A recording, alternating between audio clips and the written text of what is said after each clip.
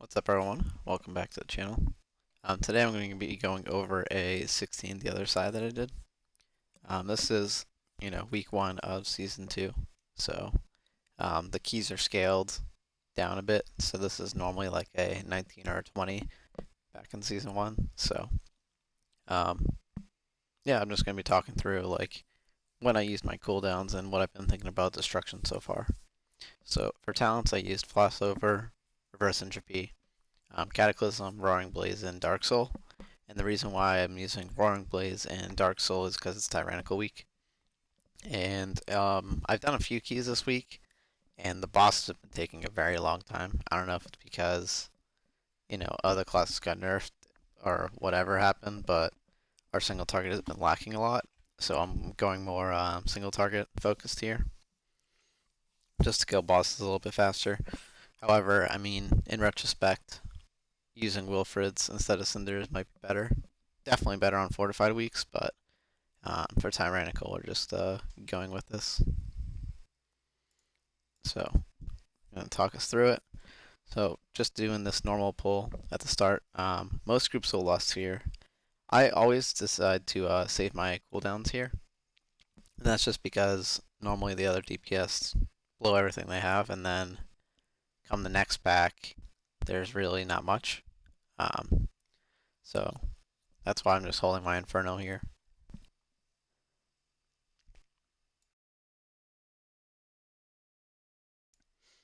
We didn't have a Soothe, so a lot of these things are taking a while to die. The Warlords and stuff, since they need to be soothed to die, basically, because they have that buff. But I'm going to use my cooldown here, and I'm pretty much just focusing the Death Speaker, because that's the only real threat in this pack. All the other stuff is just going to die to AoE, so I'm always just focusing down the priority target, really.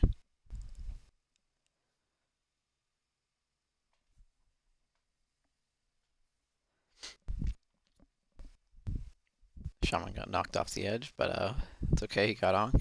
So we're coming up to the first Guardian here. This is probably the most annoying one in my opinion.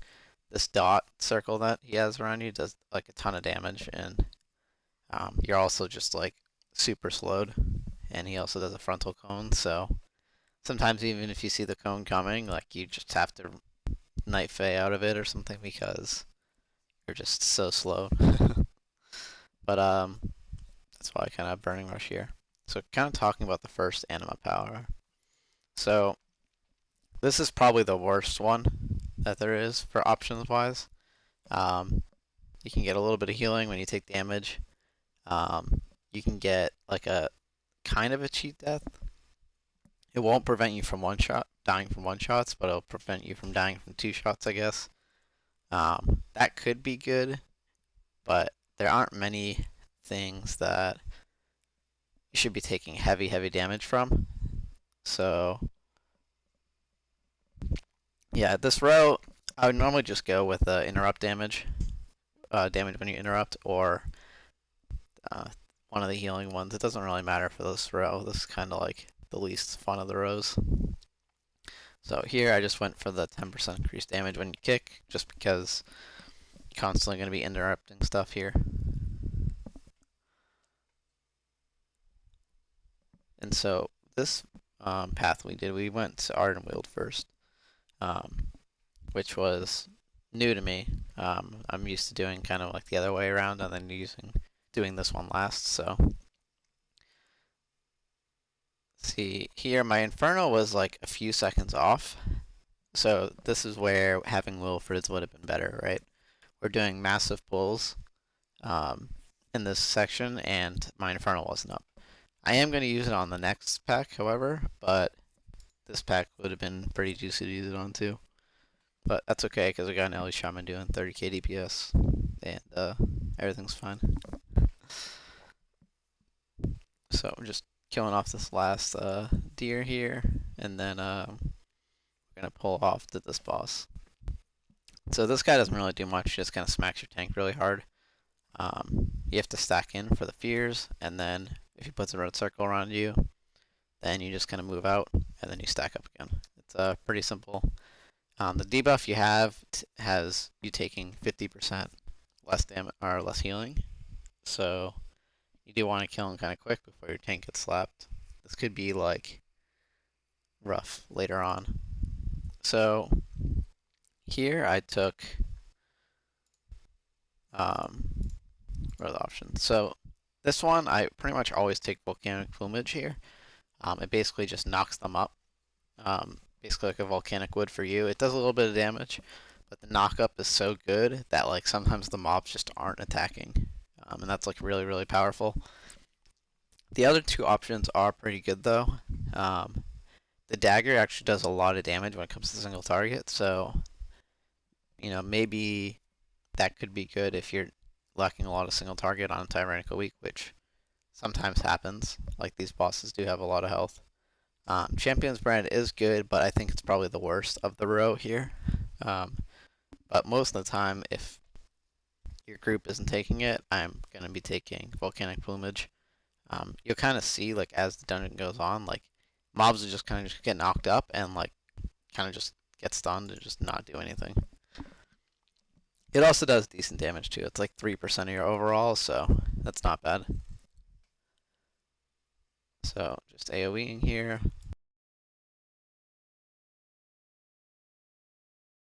Trying to stun them off my tank because they're all enraged.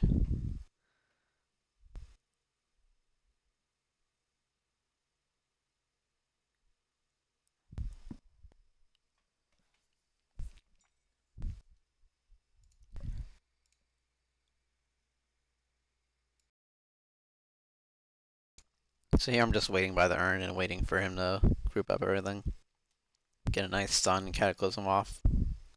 And I'm just rain of firing here. Everything is like super stunned and slowed, so this is where rain of fire gets a lot of value. It does a lot less when mobs are running in circles like this, but they're almost dead, so it's fine. So I don't know if you just saw, but like the rune stag just kind of just jumped up a little bit and like didn't attack, and that was just the volcanic kind of knocking it up. I don't know if it procs off like every ability or how it really procs, but it seems to proc a lot. It also could be that the other DPS in my group have it, and that's why it's like constantly happening. But like, if you look at the mobs, they're just constantly hopping up, and it just like never stops really. So, which is happening again right there. So it's definitely a really really good affix to have, or anima power. And so here I'm just saving my cooldowns, knowing that the boss is coming up. I want to have everything ready for it. Because this boss can be dangerous if handled incorrectly.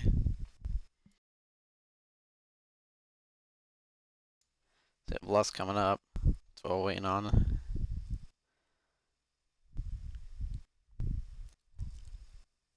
Standing in my field of blossoms here for the extra haste. Sadly got a bomb. But yeah, our single target is pretty strong with Dark Soul and Cinders. And that's kind of why I chose it for Tyrannical Week. On Fortified Week, I'm probably going to swap back to General Demon Fire, but as of now, we're using Dark Soul for Tyrannical.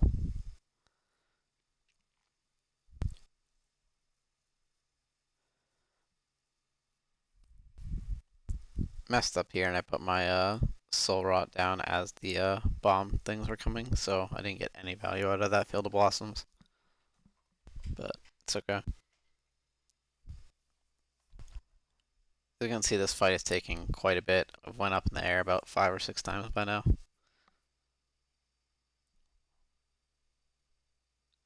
So here I just pop my Dark Soul just to finish the boss off. I'm not going to need it for any time soon since this is going to be RP and a lot of running. So I just pop it there just to finish the boss off.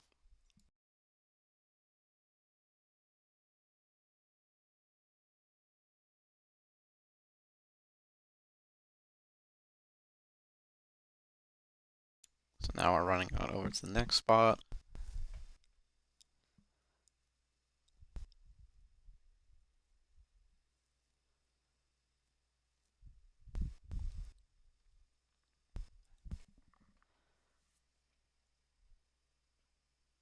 And these enraged spirits are normally pretty scary on fortified weeks, but on tyrannical it was not too scary. Also, I think our tank took an ability that lets you take reduced AoE damage or something, one of the anima powers, so that will definitely help when it comes to those enraged spirits. So here we're just doing a big pull. I pop my infernal and everything. I'm just focusing down the warlords here.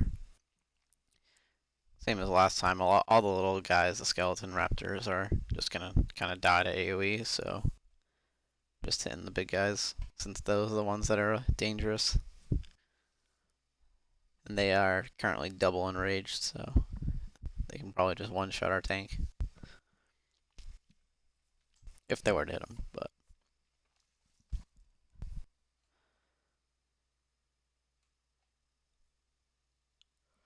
So we're waiting for that mob to pad over there. This is probably the most annoying of the mini bosses.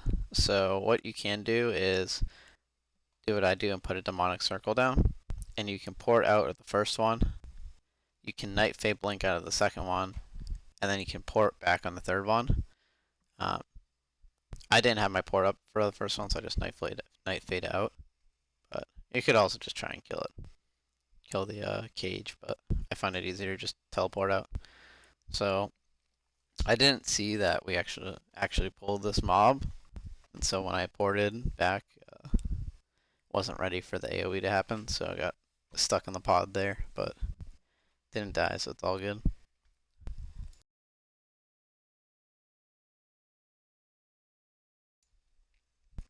So for here, the dancing shoes I'll probably never take. I think I tried out the leech in this one just to see how much healing it did overall, and I wasn't really impressed. So I think the stone ward, just for like the extra health, shield, Pride's proc thing, is just overall better pretty much all the time. Dripping Fang, I just want to see it out because I was using stone ward in a lot of my other keys. So I just want to try it out here, I think. And it ended up doing like absolutely nothing. So I think it's just best to use stone ward. So here I'm just popping my infernal since it's up. And it should be up for the bosses, so just burning these down pretty quick.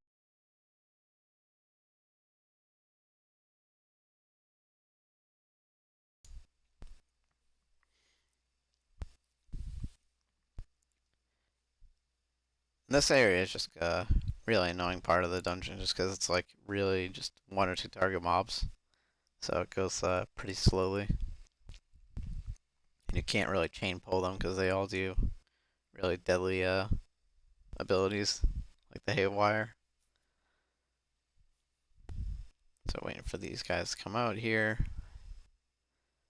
And so on these lubricators, you'll see they're constantly hopping up and just getting interrupted from their cast. So they really never cast the healing between our kicks and our silences and stuff, and between the knockups of the volcanic. Like they're just never casting, which is pretty insane, honestly.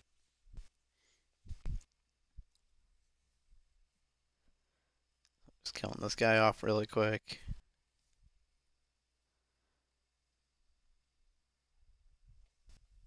You can see just hopping up and down constantly.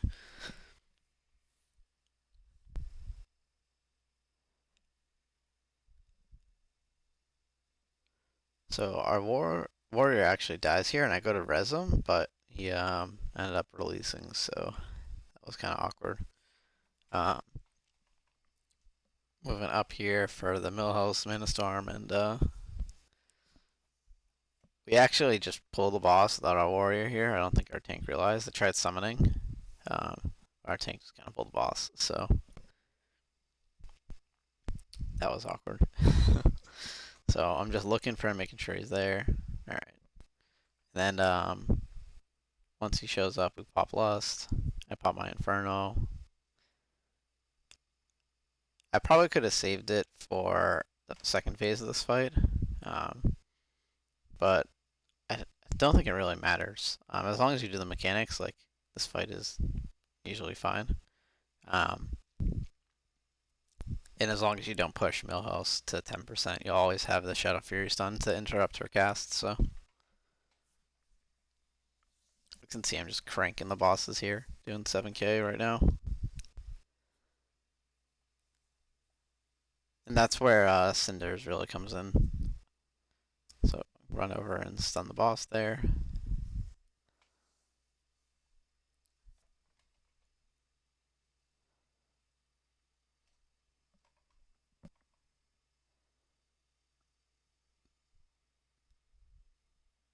So we push.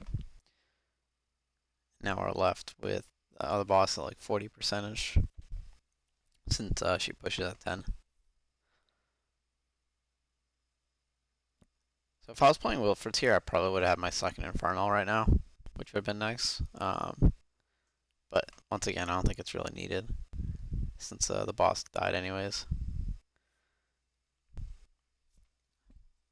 But maybe on a hierarchy, if I were doing maybe like an 18 to a 20, it would have been significant since the boss would have had way more health on a tyrannical. So just something to keep in mind.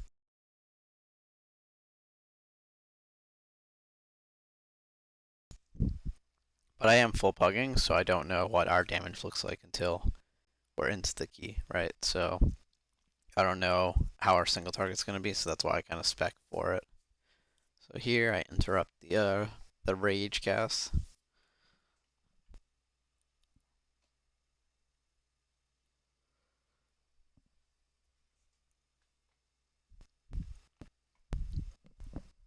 So we're going to be pulling the mobs first, and then we'll pull the mini boss after. Once again, I'm just kind of focusing on the death speaker here because all the other stuff is just kind of dying. And it's dead. So that was pretty easy. This boss is probably the easiest of them all. It does ticking fire damage. It puts these puddles on the ground. And then you have to interrupt this cast. That's pretty much it. I don't know what the cast does if it goes off because I haven't had it go off, but I assume you probably just die. Or take like an insane amount of damage. So here we got our last anima power. For this one, I'm pretty much always taking Champion's Brand. The Raging Axe is decent. I've taken it a couple times. It does like 3 to 4% of your damage overall. I just don't like the condition that the target has to be below 30%. I took it a few times to try it because it is Tyrannical Week, so it's kind of like a built-in execute for us. So that's when it kind of like shined. So it could be good, but in general, I think I just take a Champion's Brand just for extra mastery, which is also good for single target because it gives you crit or mastery, and if you're destruction right now, like we're prioritizing haste and mastery.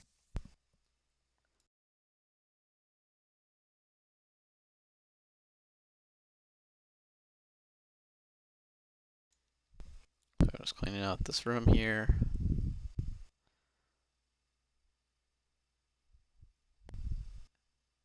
See, the mobs are just constantly getting knocked up. It actually messes up with our interrupts, I believe, since like we went to go kick and then ended up just getting knocked up. So we kind of wasted our kicks. I always use my Fell Hunter to dispel those spirits when they come back.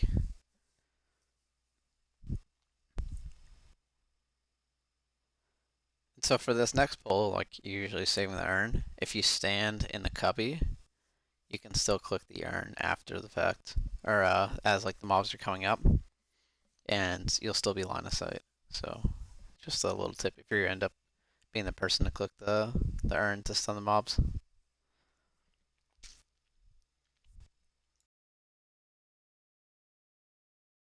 I can see I'm like right here, ready to click it. Saving my cooldowns here for the boss, obviously.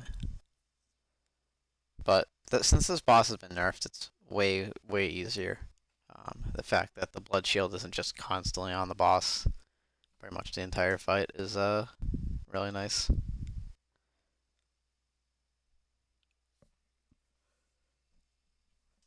So we have Lust coming up here. I'm saving my Infernal for like when the loss actually happens, so I'm popping building the 5 shards and then I'm popping all my cooldowns, so.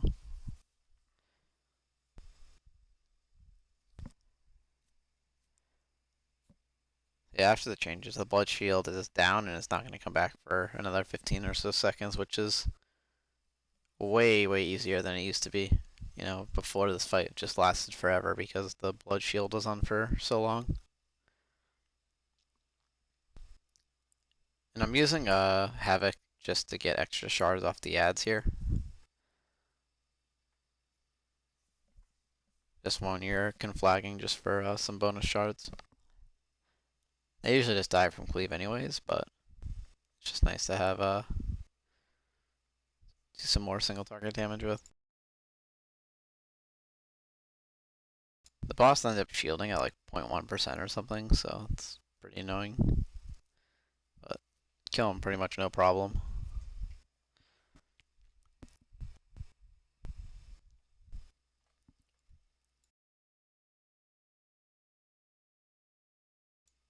We're doing really good on time here. So this is a pretty smooth run. We only had a couple deaths. So I ended up sending my port to the right, since that's the area I'm going to be going to. I put a soulstone on myself just in case something happens and we need a B-res. So I popped my Dark Soul here on pull, just because I figured I wouldn't need it for the ad.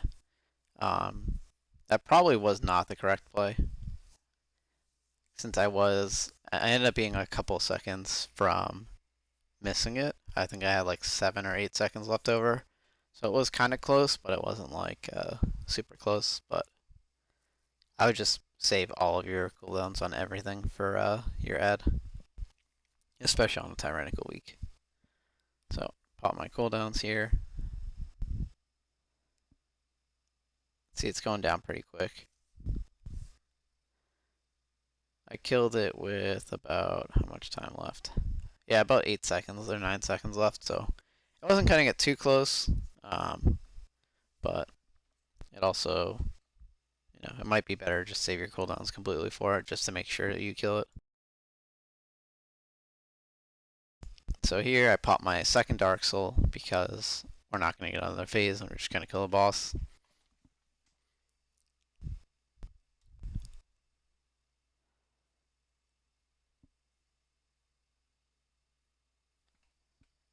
And the boss just taking a while just because it's tyrannical.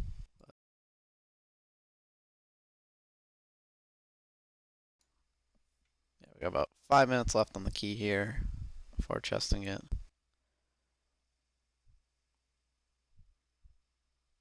And that's pretty much it. So hopefully this is helpful. Right now I think Destruction is in a decent spot. It's not like going to be a top tier class or anything, or a top tier spec, but it is definitely good. And it does some pretty solid damage, both AoE and single target, even if you're using Wilfreds or if you're using, you know, Cinders.